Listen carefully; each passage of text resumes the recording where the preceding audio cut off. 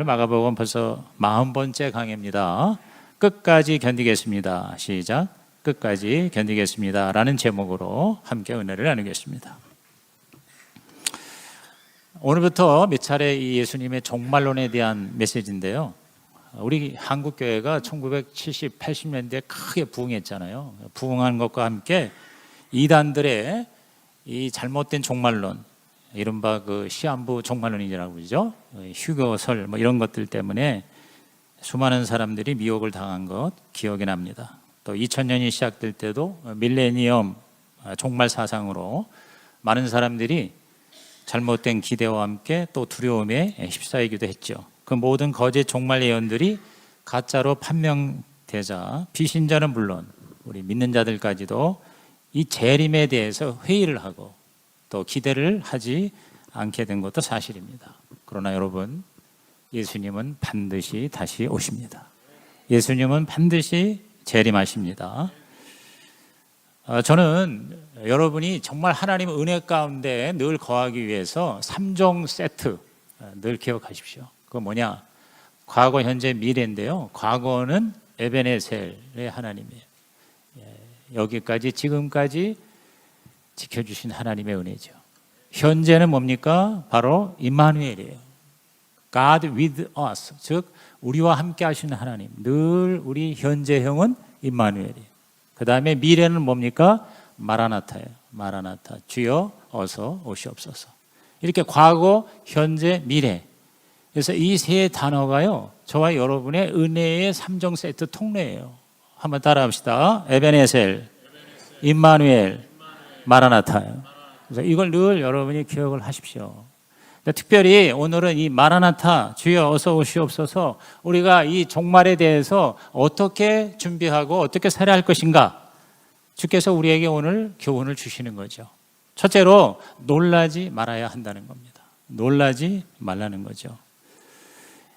제자들이 그 성전 건물이 아주 멋있다는 것을 칭찬하자 예수께서 아주 굉장히 비극적인 예언을 하셨어요.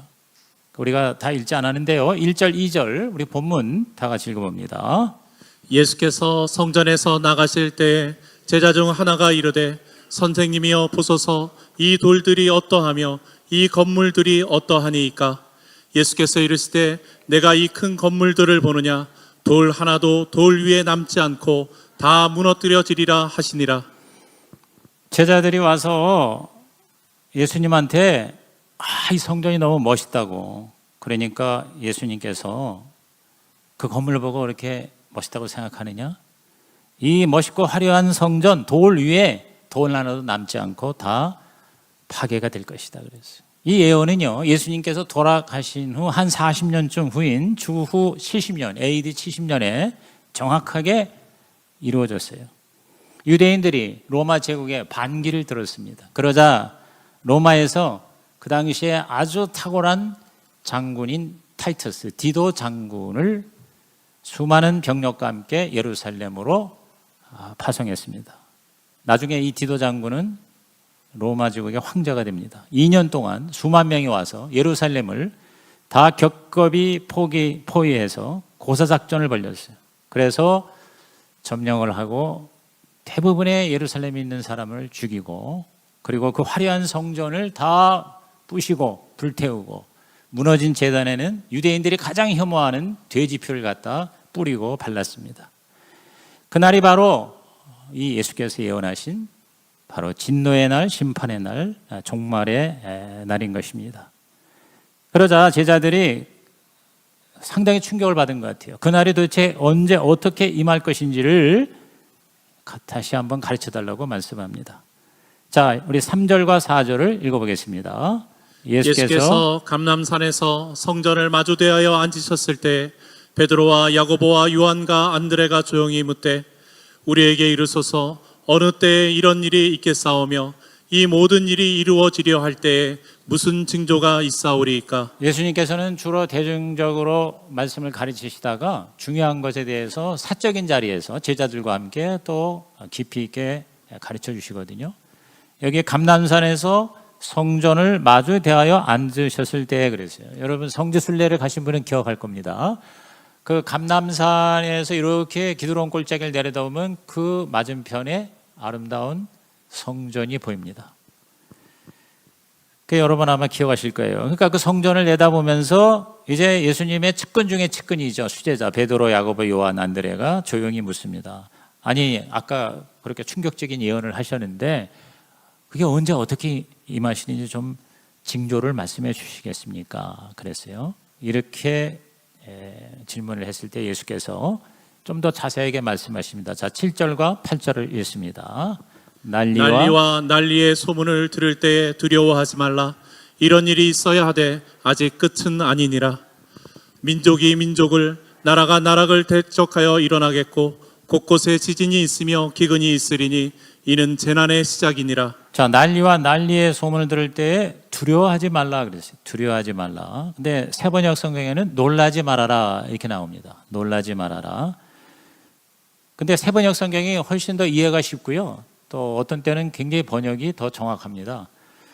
그래서 이 가정교회는 주로 이제 영혼 구원하기 위해서 믿지 않는 사람들에게 어려운 성경보다는 쉬운 성경, 그래서 오래전부터 세번역을 이제 성경으로 채택하고 있죠.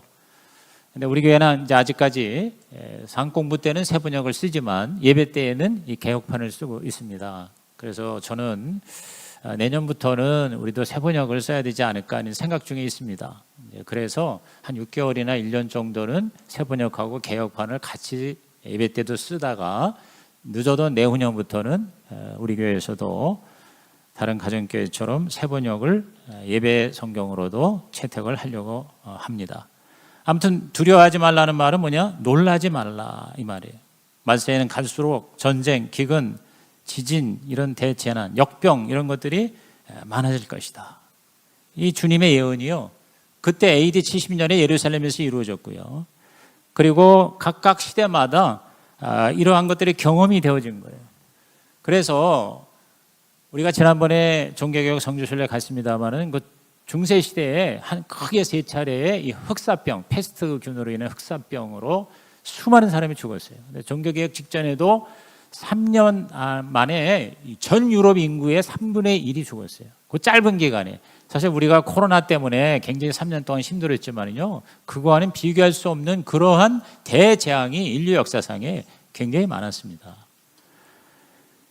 오늘 우리에게서 가장 무서운 거는 어떻게 보면 저는 전쟁이라고 생각해요. 지금 우크라이나 전쟁에 지난 2년도 채 안 되는데 거의 양측에 한 30-40만 명이 죽었습니다. 수십만 명이 부상을 당하고요. 수백만 명의 민간인들이 엄청난 고통을 겪고 있어요. 우리 하마스하고 이스라엘의 팔레스타인 전쟁도 지금 몇 개월밖에 안 되는데 벌써 2만 명 이상이 죽었거든요. 수많은 사람이 지금 부상당하고 수백만 명이 끔찍한 고통을 당하고 있습니다. 그래서 다른 어떤 것보다 정말 전쟁은 일어나지 말아야 되겠다 하는 생각을 해요. 왜? 이건 완전히 생명에 관한 문제거든요. 뭐 우리나라 6.25 때 이미 경험하셨던 분은 얼마나 끔찍한 거를 잘 알 수 있으라고 생각을 합니다. 근데 제가 볼 때는 가장 무서운 게 이 핵전쟁이라고 생각을 하거든요. 지금 수천 개의 핵들을 지금 가지고 있는데 사실 푸틴이 이 우크라이나 그냥 한 방에 매길 수 있는 게 핵 한 발만 쓰면 되는데 그걸 사용하지 못하는 거예요. 왜? 그거가 한번 터졌다 하면 이제 쉽게 말하면 컨트롤이 안 되는 거죠. 이른바 세계 3차 대전이 일어나고 그게 아마 아마겟돈 전쟁 혹은 주님 재림 직전에 마지막 대재앙이 되지 않을까 하는 그러한 추측을 우리가 많이 하고 있어요. 그 파괴력이라는 것은 아마 상상할 수 없을 것입니다. 이럴 때 우리는 굉장히 불안하고 우리는 굉장히 두려워하고 놀라게 되죠. 그런데 예수님은 그런 것이 있어도 놀라지 말라, 두려워하지 말라, 불필요한 위기감으로 인해서 떨지 말라 이렇게 말씀하시는 겁니다. 왜냐하면 아직 끝이 아니고 시작일 뿐이라 이렇게 말씀하신 거죠. 거기에 8절에 보니까 이는 재난의 시작이다 그랬어요. 그래서 개역 성경에는 재난의 시작이다 그랬는데 새 번역에는 진통의 시작이다 그랬습니다. 근데 이게 번역이 더 훨씬 확실한 번역인 것 같아요. 영어 성경에도 beginning of birth pain 그랬어요. birth pain이라는 게 뭐냐면 우리 산모가 출산할 때 갖는 그 진통이죠. 그죠? 그래서 저는 뭐 남자니까 그 경험해봐서 모르는데 우리 여성들이 아기를 낳을 때 그 해산의 진통 얼마나 끔찍한지 모른다. 그렇게 얘기를 많이 하지 않습니까? 근데 그 진통이라는 게 간격이 점점 급해지다가 심해지다가 통증의 최고조에 이를 때 그때 응애 하고 아기가 나온다는 거죠. 맞습니까? 저는 경험을 안 해봐서 모르겠는데, 근데 그 진통이 이제 시작이 됐는데 아직은 아니다, 이렇게 말씀합니다. 이렇게 재난의 소식이 가속화되면서 죄의 재림이 이제 준비된다는 거예요. 근데 여기에 놀라거나 두려워할 필요가 없다는 것이죠. 왜냐하면 가장 위험한 그 순간에 가장 하나님이 저와 여러분과 함께 하실 것이라는 거예요. 지켜주실 거라는 겁니다. 모든 지각에 뛰어난 하나님의 평강이라는 게 저는 그런 것 같아요. 이 지구상에 현재 가장 위험한 데가 우리나라예요. 이 한반도입니다. 그야말로 가장 악하고 가장 독재적인 저 북한의 3대의 그 독재자가 마지막 그 김정은이가 핵을 만들어서 여러 개를 이미 확보를 한 상태입니다. 이게 현실입니다, 이게. 그러니까 뭐 어떻게 됐든 간에 이 땅에 핵폭탄이 떨어지기에 가장 위험한 지역이 사실은 우리나라예요.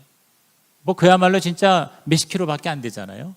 그런데도 불구하고 가장 위험하다는 한반도에서 제가 볼 때 우리나라 대한민국에 가장 편하게 사는 것 같아요. 글쎄, 저는 뭐 하나님을 믿는 사람들은 하나님을 믿기 때문에 그렇다고 보는데, 세상이 힘들수록 불평하거나 걱정하지 말고 우리들의 생사화복의 주권자이신 주님을 바라보고 그 주님 안에서 모든 지각에 뛰어난 진정한 평안을 누리는 저와 여러분이 되시기를 주의 이름으로 축원합니다. 이 말씀은요, 인류의 역사에 대한 것뿐만 아니라 우리 개개인적으로도 적용할 수 있는 거죠. 즉 우리 개개인이 지금 여러 가지 고난과 어려움이 있어서 진통이 극에 달할 때 마치 새 생명이 태어나듯이 최악의 상황에서도 우리는 최선의 소망으로 하나님의 기적을 기대할 수가 있다는 것이죠. 여러분, 하나님은 그 성품, 그 본성 자체가 바로 구원자이십니다. 마귀는 그 본성 자체가 파괴자예요. 우리를 도적질하고 죽이고 멸망시키는 자지만 하나님은 어떻게든지 우리들을 살리시는 하나님, 우리를 구원하시는 하나님. 그래서 우리를 절대 절망에 그대로 내버려 두지 아니하시고 마치 밤이 깊을 때 새벽이 가까운 것처럼 가장 어려울 때 가장 하나님이 가까이 계셔서 저와 여러분을 구원하시고 치유하시고 살려 주실 줄로 믿는 것입니다. 우리가 좋은 부부가 되려고 애쓸수록 더욱 부부싸움이 많고 더 갈등이 심해지는 경우가 있지 않습니까? 자녀들 때문에 절망하지 않습니까? 사업 때문에 고생하지 않습니까? 목장이 부흥되기를 원하는데 도대체가 빛이 보이지 않습니까? 그렇다고 절망하거나 포기하거나 뒤로 돌아가지 마시고 가장 힘들 때가 가장 하나님의 구원이 임박할 때라 여기고 저와 여러분이 계속 포기하지 않고 주님을 붙잡는 여러분 되시기를 주의 이름으로 축복합니다. 죽음이 가까울수록 우리는 영생이 가까워졌다 이렇게 생각하는 거죠. 사실 제가 요새 뭐 뉴스에 의하면 우리나라의 평균 수명, 기대 수명이 82세라고 그러더라고요. 남자의 경우. 근데 그게 OECD 국가 중에서도 한 1, 2년 우리나라의 평균 수명이 높다는 거예요. 그러니까 기대 수명, 평균 수명, 거기에 또 건강 수명이라는 게 있어서 그게 한 10년 차이가 되더라고요. 그러니까 82세까지 사는데 대다수의 사람들이 한 10년 동안을 아파서 병 치료하다가 간다 뭐 이렇게 얘기를 하는데 82세라는 게 평균이라는 거는 그보다도 더 오래 살 수도 있고 아니면 그보다 훨씬 못 살 수도 있죠. 그죠? 뭐 60, 50 밑에서도 이 세상 떠나는 사람이 있고요. 제 아버님처럼 95세까지 살아계시는 분들 계시죠. 근데 어쨌든 82세다. 내가 며칠 전에 소식을 듣고 제가 생각을 해봤어요. 계산을 해본 거예요. 82세? 그러면 내가 82세 정도 살고 죽는 것이 일반적으로 보통 평균이라고 볼 때 갑자기 제가 깜짝 놀라는 거예요. 그렇게 길지가 않네 하는 생각을 해요. 저보다 연세가 많은 성도들을 생각하니까 얼마 안 남았네. 제가 최영기 목사님을 생각해 띠동갑이거든요, 저하고.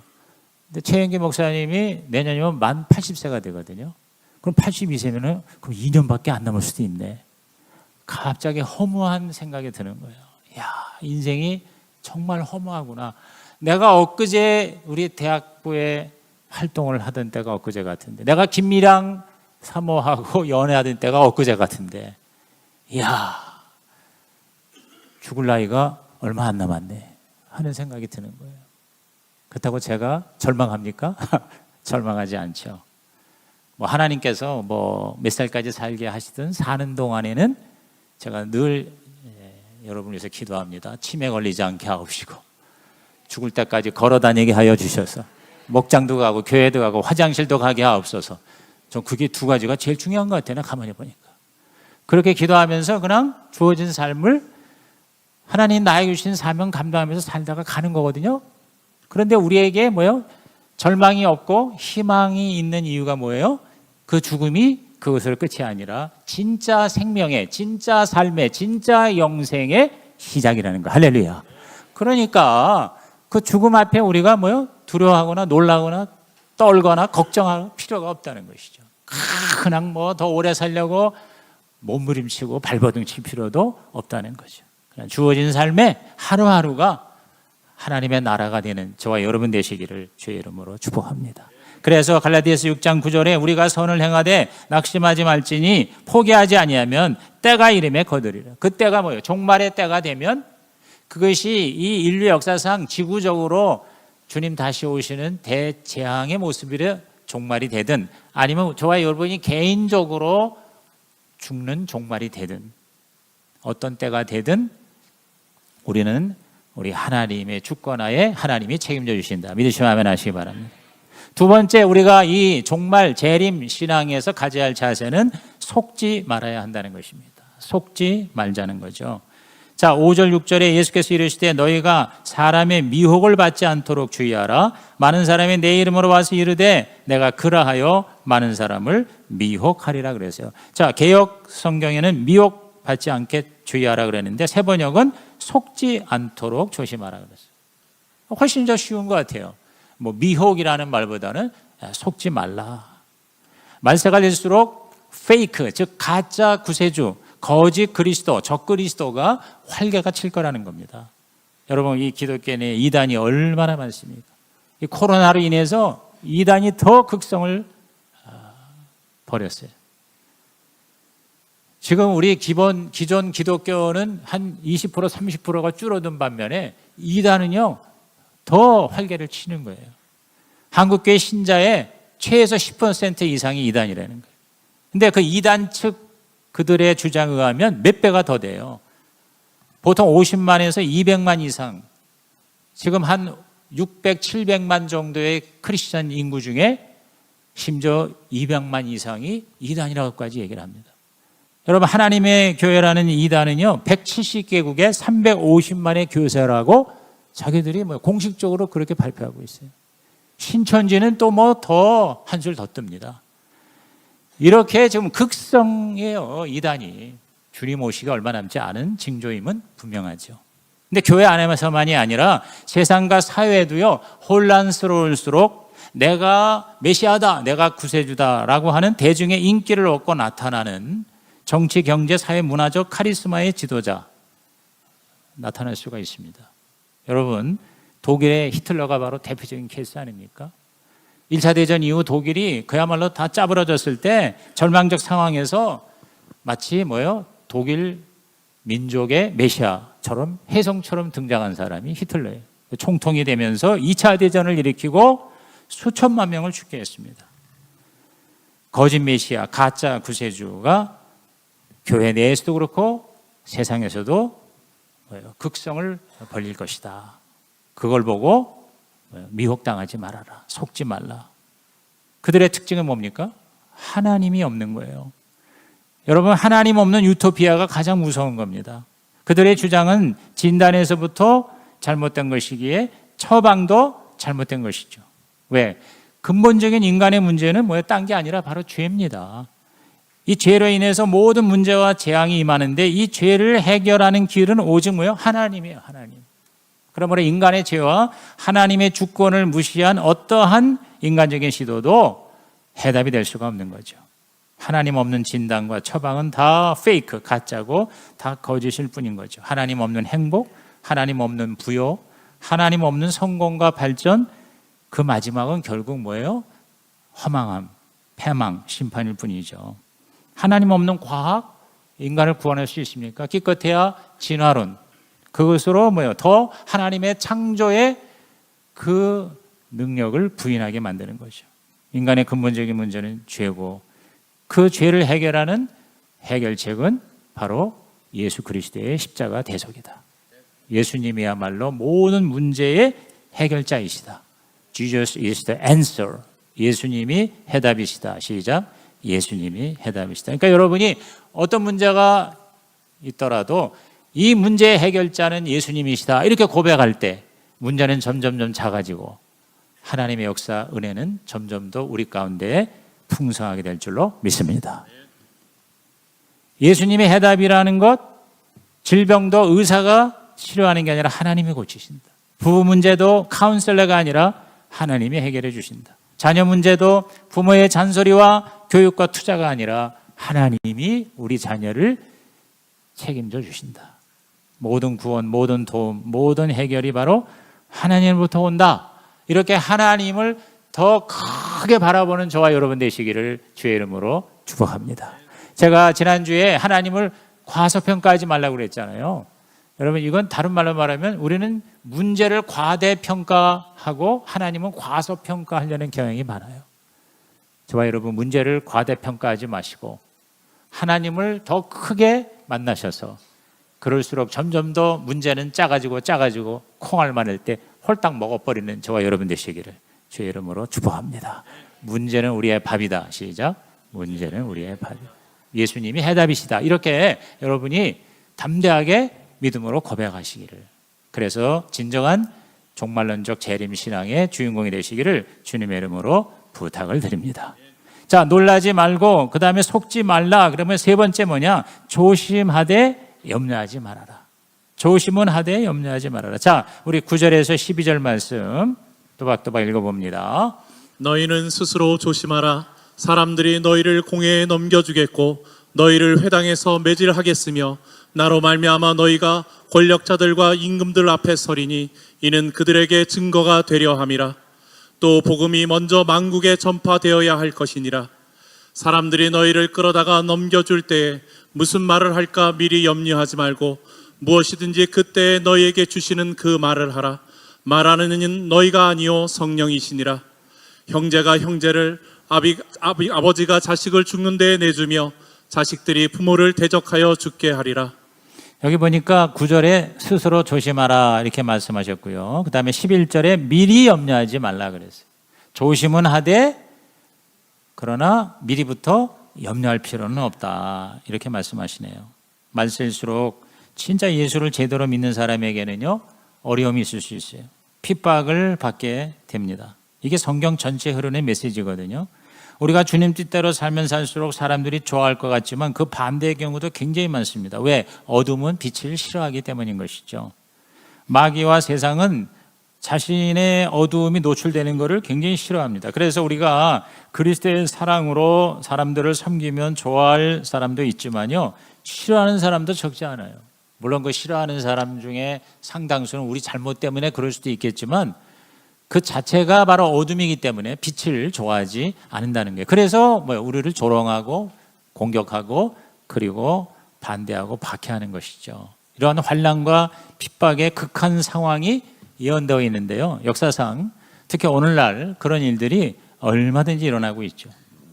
지금도 여러분 이슬람 세계에서는 예수를 믿기 때문에 가족이 살해되는 경우가 왕왕 있습니다. 공산 독재 국가, 우리 저 북한 같은데 지하 교회에 그리스도인들이 여전히 예수를 믿는 것은 바로 곧 목숨을 거는 것이 되고, 그리고 실제로 순교자들이 많이 발생하고 있습니다. 그래서 우리는 스스로 조심하되 그러나 미리 염려하지 말라는 거거든요. 왜 염려할 필요가 없습니까? 11절에 말씀하신 대로 우리가 무슨 말을 어떻게 할지 성령님께서 인도하시고 가르쳐 주시기 때문이라는 것이죠. 여러분, 하나님께서는 저와 여러분이 주님을 위한 자리에 있을 때, 특히 그것 때문에 어려움을 당할 때 가장 가까이 계시는 거예요. 다시 얘기합니다. 하나님은요, 저와 여러분이 하나님을 위해서 살 때, 그리고 그 하나님 때문에 핍박과 박해를 받을 때 가장 우리와 가까이 계시는 것입니다. 그러므로 내가 주도할 필요가 없어요. 내가 말할 필요가 없다. 성령께서 할 말을 주신다고 그랬어요. 여러분, 선교지, 특히 핍박받는 그런 박해받는 선교지에서 수많은 선교사들이 위기 가운데에서 성령님이 인도하시고 말씀하셔서 초자연적으로 그 위기를 능히 극복하고 위기가 오히려 기회가 되는 경우가 얼마나 많은지 모릅니다. 선교지가 아니더라도 저와 여러분이 개인적으로 영혼 구원하기 위해서 전도하는 삶을 살다 보면 어려움을 당할 수밖에 없어요. 아무것도 안 하면 편안해요. 그런데 주님 뜻대로 살려면요, 어려움이 항상 오게 돼 있습니다. 핍박을 받아보지 않은 사람은 이러한 하나님의 임재, 능력, 사랑 이런 거를 사실 그렇게 정확하게 알기가 어렵습니다. 근데 정말 주님 위해서 살고 희생하고 그리고 모험을 해본 사람은 그걸 알 수가 있어요. 정말 하나님이 계시는구나. 정말 하나님이 나를 사랑하시고 나를 끝까지 책임져 주시는구나. 이런 것을 저와 여러분이 역경 가운데에서 살아계신 하나님을 만나는 은혜가 있기를 주님의 이름으로 축복합니다. 어제 우리 이제 내일부터 공사가 시작되는데요. 우리 이 지하 리모델 공사 노화건축 대표인 우리 박창희 우리 대표하고 만나서 계약을 하는데 단지 도장만 찍는 게 아니라 거의 1시간 이상 나눔, 목장같이 나눔을 했어요. 그분이 정말 신실한 분이더라고요. 20년 이상을 한 교회를 위해서 얼마나 헌신을 하셨는지. 근데 그 헌신하는 가운데 많은 어려움과 그리고 억울함과 그리고 고난이 있었더라고요. 근데 그것들을 다 감수하고 그래서 정말 그분의 인격과 간증에서 하나님의 살아계심을 경험하게 되더라고요. 최근에도 여러 가지 힘들고 어려운 일을, 억울한 일을 당했는데 그걸 내색하지 아니하고 순종하면서 계속 주님을 바라보고 단지 사업을 해서 돈을 버는 게 목적이 아니라 정말 하나님의 교회를 세우고 하나님의 나라를 위해서 자기를 희생하는 그러한 삶을 사는 생생한 간증을 듣고요. 제가 당신을 위해서 기도하겠습니다. 그리고 우리 성도들에게 우리 건축도 잘 될 수 있도록 기도할 뿐만 아니라 노화 건축 그리고 당신의 사업이 일어나고 그리고 하나님의 복을 받게 우리 성도들이 함께 기도해 드릴게요. 특별히 딸이 있는데 25살인데 장애인이 4살밖에 그 지능이 없습니다. 근데 어려운 일을 당하는데 주님 위해서 그래도 열심히 살고 있는데 최근에 좀 힘들었나 봐요. 그래서 제가 이름이 미소라고 그래요. 박미소 위해서 제가 기도할게요. 우리 성도들이 기도해 드릴 겁니다. 그리고 이 지하 재건축이 아름답게 하나님 앞에 이렇게 올려드리는 제사가 될 것입니다. 그래서 여러분 기도해 주시기 바랍니다. 내일부터 공사 시작되니까 여러분께서 일체의 사고나 어려움이 없게 해주시고 정말 가성비 있게 잘 재건축이 되게 해주셔서 우리가 일단은 2월 말인데요. 늦어도 3월 전에 즉 부활절 전에 아름답게 다시 재건축이 되도록 기도를 해주시기를 부탁을 드리겠습니다. 주님을 위해서 희생하고 주님 위해서 헌신을 해본 사람이 알 수 있는 그러한 하나님의 임재, 그 임재가 바로 뭐요? 진정한 재림신앙이다. 종말을 대비하는 신앙이다. 아무리 어려움이 다가오더라도 끝은 아닙니다. 그 마지막은 하나님이 정하시는 겁니다. 그 마지막 때까지 견디는 자가 구원을 얻고 승리를 하고 그리고 하나님의 나라 얻을 수가 있게 되는 것이죠. 오늘 본문 중에 가장 중요한 두 구절을 읽고 말씀을 마치겠습니다. 10절과 13절입니다. 우리 다 같이 읽습니다. 시작. 또 복음이 먼저 만국에 전파되어야 할 것이니라. 또 너희가 내 이름으로 말미암아 모든 사람에게 미움을 받을 것이나 끝까지 견디는 자는 구원을 받으리라. 그러니까 우리가 두 가지를 하자는 거죠. 뭐냐? 복음을 전하는 일에 집중하자. 왜? 다 전도가 될 때 그때 주님이 오신다는 거예요. 여러 가지 징조, 그것보다 중요한 건 영혼 구원이다. 그 다음에 두 번째가 뭐예요? 끝까지 견디는 자. 시작. 끝까지 견디는 자가 구원을 얻으리라 그랬어요. 우리 다 같이 결론을 다 같이 큰 소리 읽습니다. 말세 즉 종말은 반드시 있다. 이 세상에 종말도 있고 우리 각 개인의 인생도 종말이 있다. 종말은 하나님을 모르는 자에게는 심판의 날이고 하나님을 믿는 자에게는 구원의 날이다. 종말이 다가올수록 우리는 1. 놀라지 말아야 하고 2. 속지 말아야 하고 3. 염려하지 말아야 한다. 왜냐하면 하나님의 말씀이 있고 예수님의 약속이 있고 성령님의 도우심이 있기 때문이다. 아무리 어렵고 힘들어도 끝까지 견디면 구원을 받고 승리할 수 있다. 주님, 끝까지 견디겠습니다. 하나님이 살아계심을 믿습니다. 아멘. 여러분, 우리 레마 카드, 결단 카드 꺼내시고요. 오늘 주신 말씀 중에 한 문장이라도 하나님이 나에게 주신 레마를 적으시고 하나님 앞에 이렇게 살겠다고 결단하는 시간을 가지도록 하겠습니다.